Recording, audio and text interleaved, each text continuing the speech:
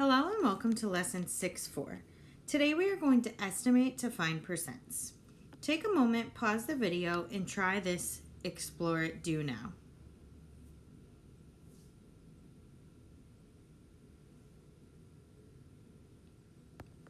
Did you come up with something like this? If not, what did you come up with? Is it close? Let's go a little bit further in learning. Looking at example number 1, use equivalent fractions to estimate.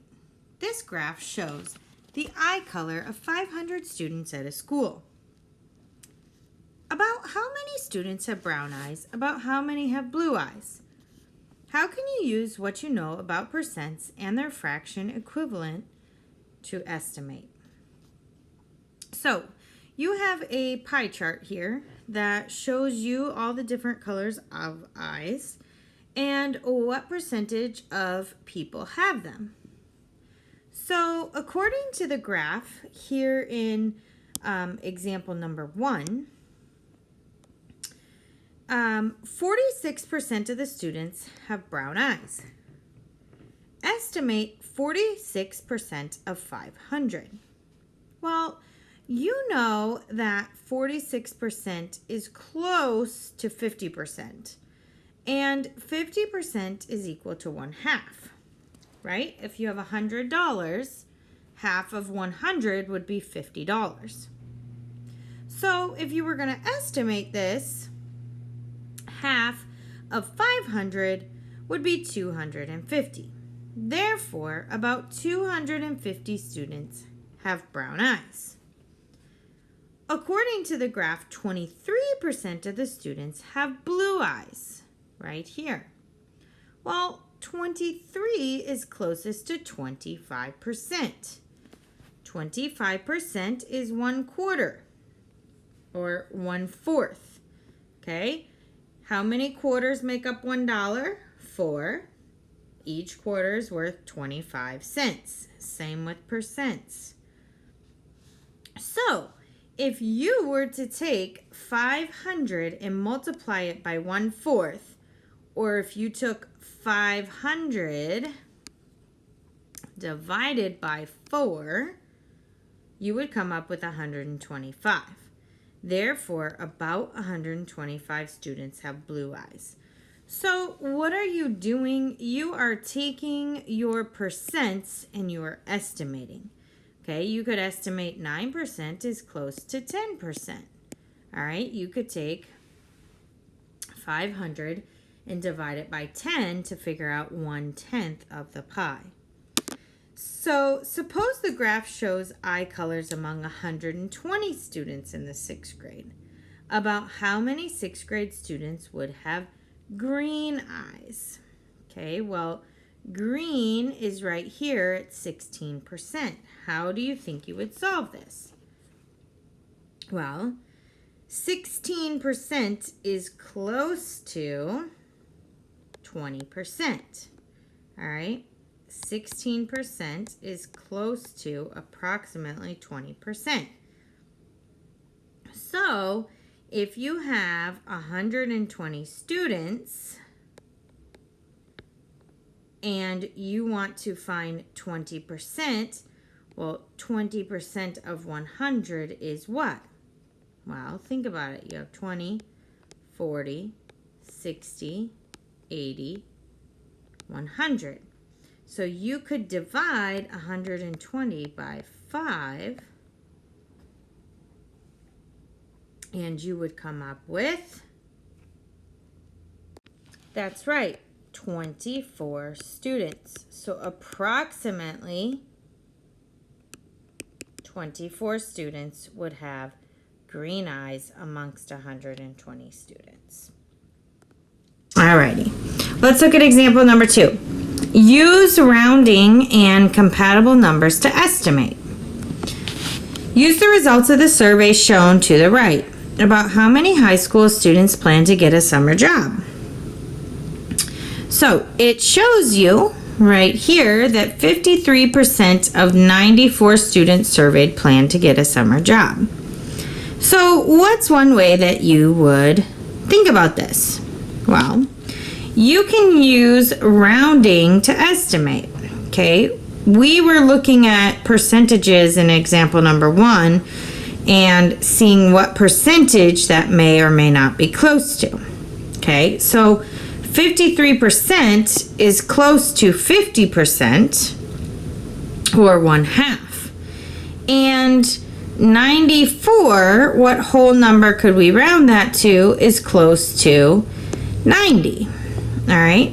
So if we took 90 and divided it by 2, we would come up with 45. So about 45 students plan to get a summer job.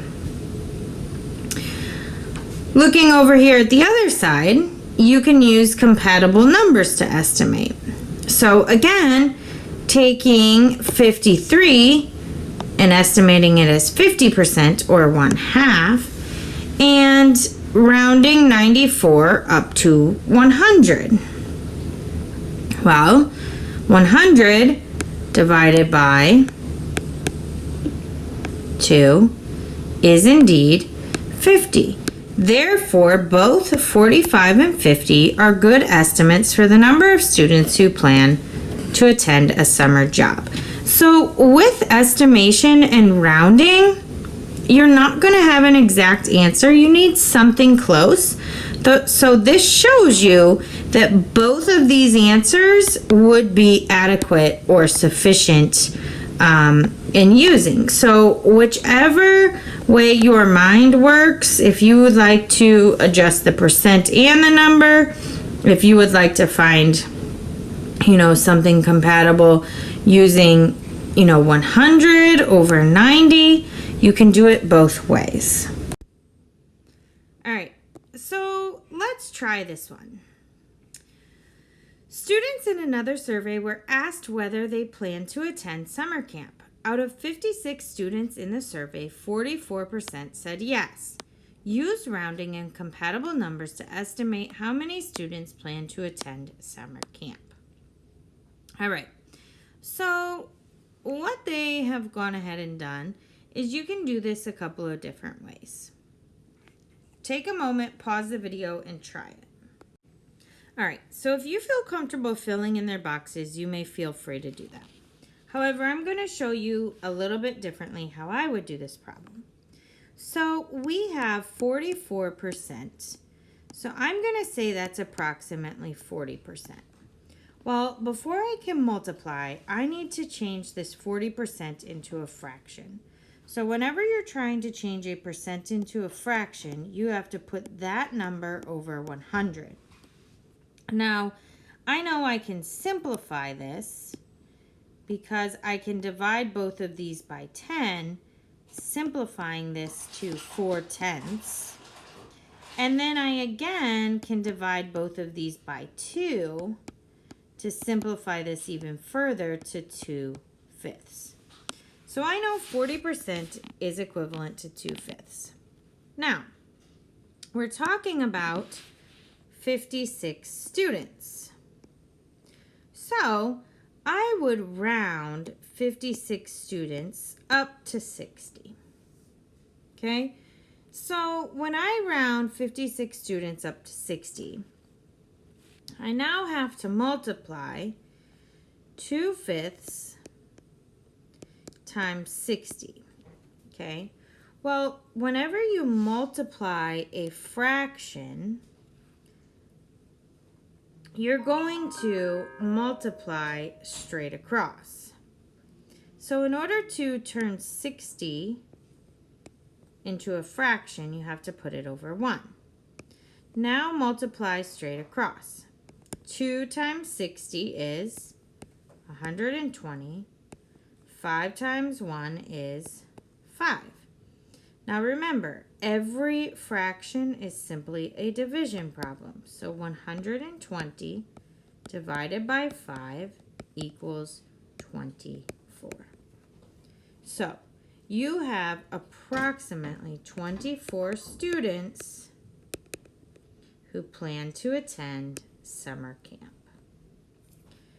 So you have to remember, put your percent over 100 then simplify. Okay, then you're going to multiply your fraction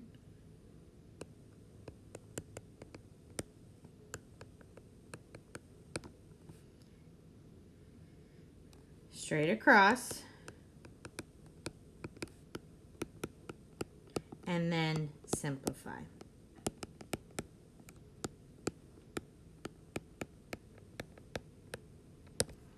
And there you have it. That's our lesson for the day.